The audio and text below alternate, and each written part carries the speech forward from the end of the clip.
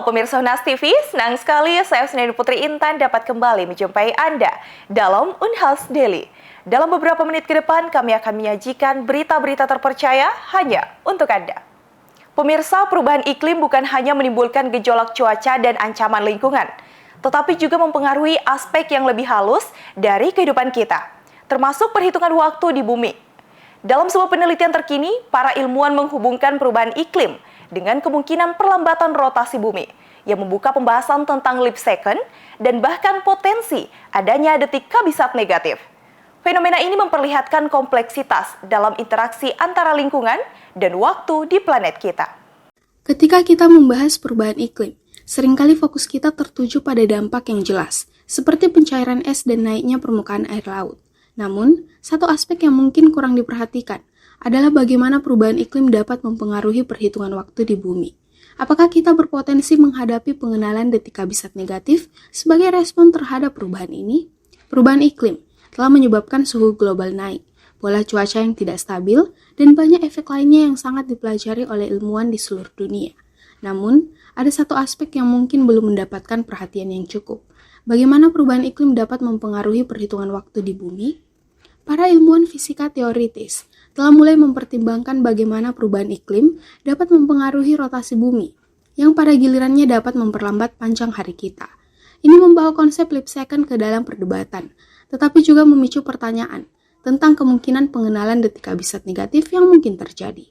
Detik kabisat negatif akan terjadi jika perubahan dalam rotasi bumi menyebabkan waktu yang diukur oleh jam atom lebih cepat daripada rotasi aktual bumi. Ini berarti bahwa waktu yang diukur secara global akan mundur terhadap rotasi bumi yang sebenarnya. Jadi perubahan iklim itu sendiri sebenarnya kan itu fenomena fisika juga kan. Yang orang cerita tentang perubahan iklim selama ini itu adalah akibat efek rumah kaca kan. Apa itu efek rumah kaca? Itu seperti rumah kaca yang digunakan oleh orang di pertanian itu kan. Jadi cahaya energi matahari masuk, mestinya kan dia bisa dipantulkan ke atmosfer, tapi karena ada gas-gas karbon gitu kan, itu membuat ini panas. Nah, perubahan iklim itu terjadi banyak aspek, tapi salah satu yang tadi ini dampaknya itu adalah temperatur rata-rata bumi meningkat. Itu berimplikasi pada mencairnya es yang ada di kutub ya Pak Bangsawan ya. Jadi kalau di kutub itu kan banyak istilahnya cap of, jadi topinya itu gunung es itu banyak yang mencair. Nah, ketika dikaitkan tadi pertanyaannya bahwa apa berpengaruh terhadap waktu di bumi ya.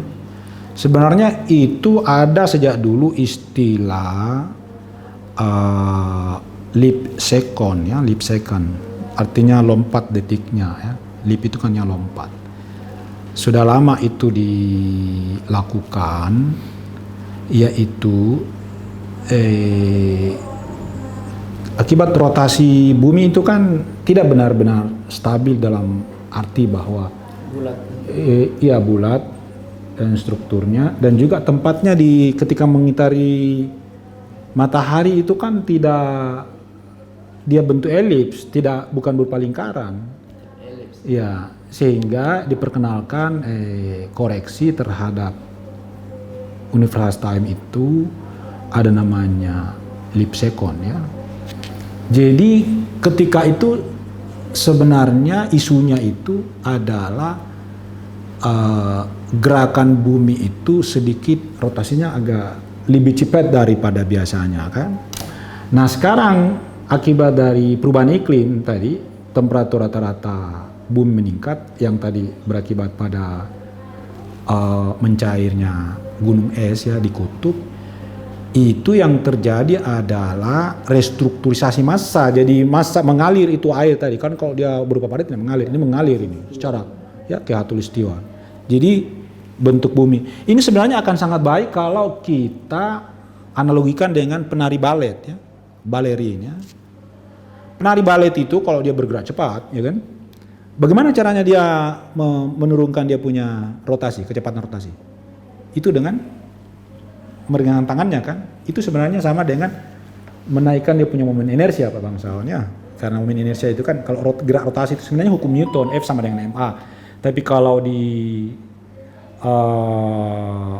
dalam kaitan dengan rotasi, momen inersia, massa mengganti momen inersia. Jadi redistribusi massa mengalirnya itu tadi air dari es menjadi air ke bagian khatulistiwa. Itu akibatnya sama dengan tadi itu bumi seperti penari balet ya, yang meregangkan tangannya itu dia mengalami perlambatan. Melambat rotasinya. Jadi kalau dulu itu istilahnya ditambah leap ya, itu leapnya sekarang justru negatif dalam artian kan akibat melambat ya, itu dalam 24 jam atau dalam sekian 3 tahun misalnya itu harus bukan leap dia, tetapi justru negatif ditambah 1 detik karena dia melambat rotasinya. Itu akibat signifikan dari perubahan iklim. Ketika bumi menjadi lebih panas, massa air yang mencair di kutub dapat menggeser distribusi massa di planet kita, yang pada gilirannya dapat memperlambat rotasi bumi. Ini memiliki potensi untuk mempengaruhi panjang hari kita dalam jangka panjang.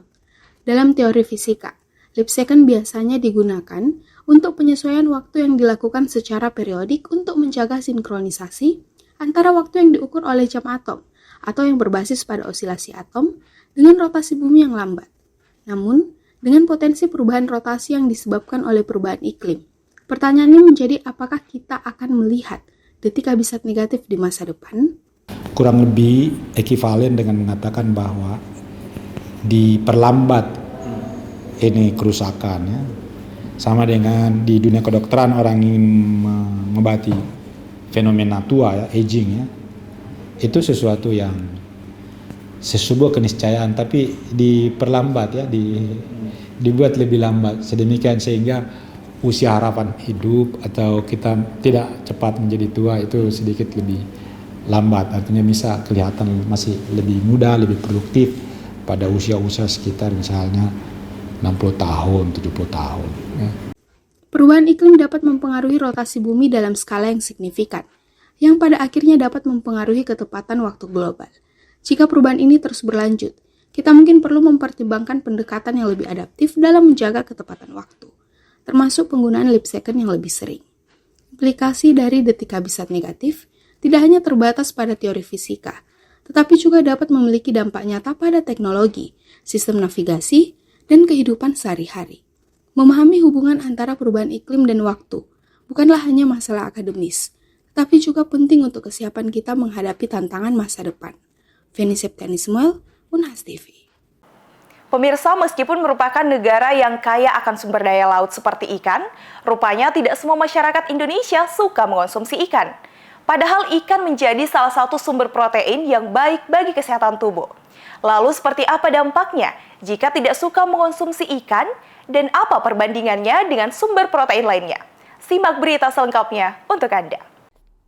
Indonesia merupakan peringkat ke-13 produksi perikanan terbesar di dunia. Namun ini tak sebanding dengan angka masyarakat yang mengonsumsi ikan terhitung rendah. Data BPS menunjukkan konsumsi mencapai 55,30 juta kilogram per kapita pada tahun 2021.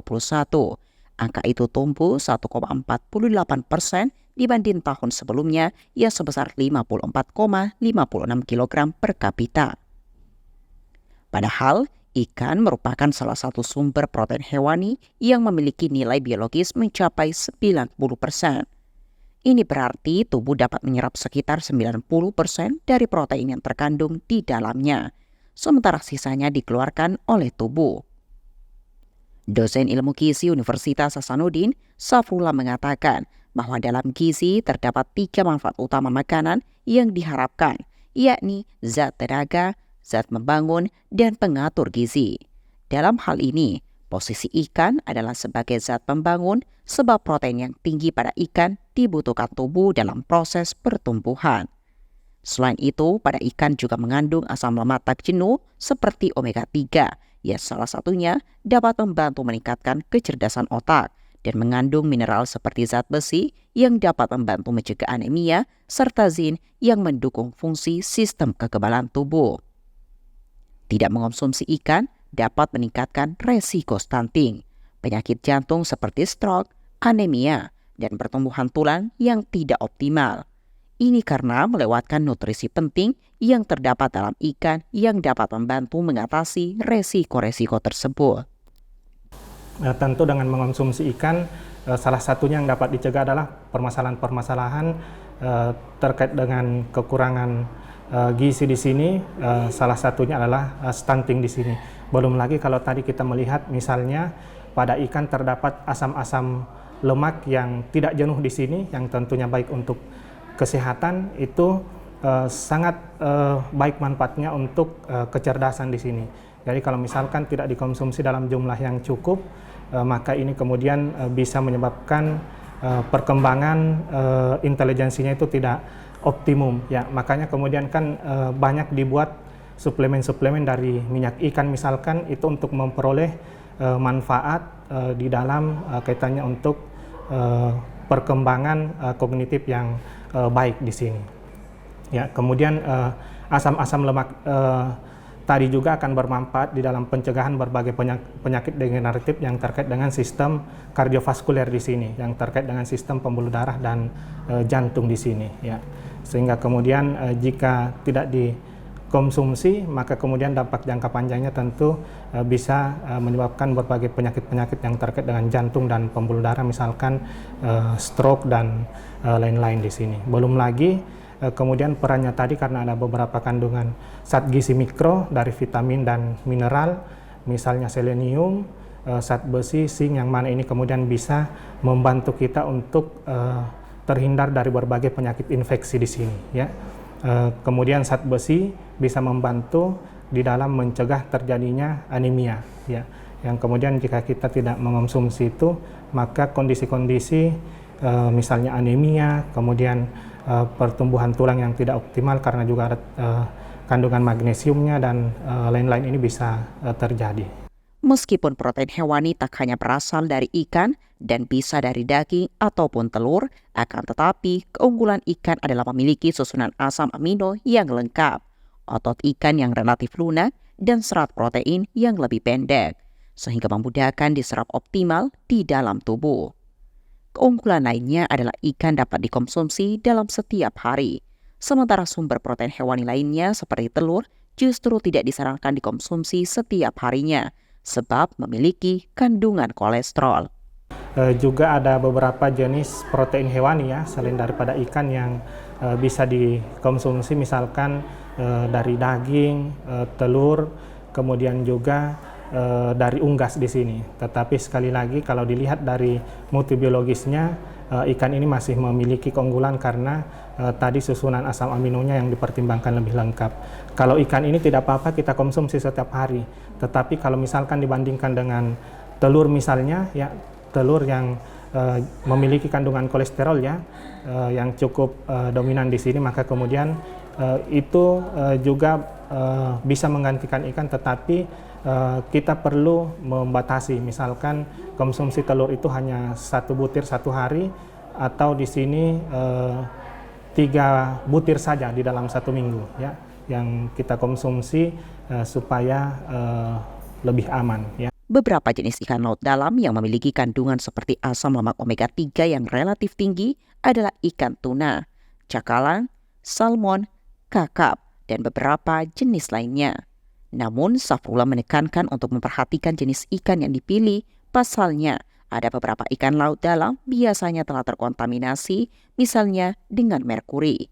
Salah satu cirinya, jika ikan tersebut tak lagi segar dan berbau asam. Zulkarnain, Muhammad Caiful, Unhas TV. Pemirsa, berita tadi sekaligus menutup perjumpaan kita hari ini. Terus saksikan Unhas Daily hanya di Unhas TV. Saya Usneni Putri Intan beserta kru yang bertugas pamit undur diri dan sampai jumpa.